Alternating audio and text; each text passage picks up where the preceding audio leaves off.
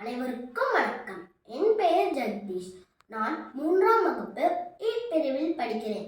என் பள்ளியின் பெயர் வேலம்மா வித்யாலயா காரம்பாக்கம். என் அன்னை தமிழுக்கும் அவை பெரியோருக்கும் அறிவில் சான்றோருக்கும் என் முதற்கண் வணக்கத்தை தெரிவித்துக் கொள்கிறேன். நான் இங்கே உரையாட இருப்பது கல்வியின் சிறப்பு பற்றி.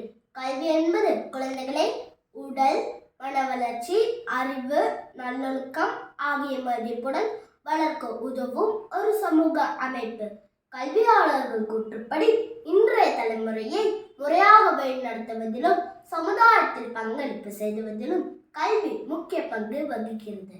கல்வியை பற்றி நம் தலைவர்களின் கூற்றை பார்ப்போம். கல்வி கற்காமல் இருப்பவர்கள் பிறக்காமல் இருக்கலாம் என்கிறார் பிளாட்டோ. பிச்சை புகினும் கற்கே நின்றே என்கிறார் நம் ஔவையார். கல்வியின் மேலிருந்து பற்றுதான் சாக்ரட்டிஸ் போன்ற தலைவர்களை உருவாக்கியது.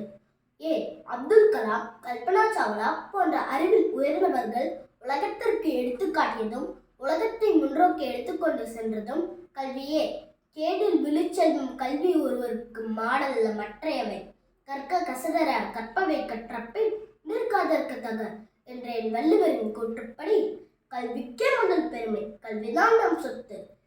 தமிழர்கள் கல்வி என்ற ஒன்றை வளர்த்ததினால்தான் தமிழர்கள் இன்று உலகம் போற்றும் அளவிற்கு மதிப்பிற்குரியவர்களாகவும் அறிவில் சிறந்தவர்களாகவும் உள்ளனர்.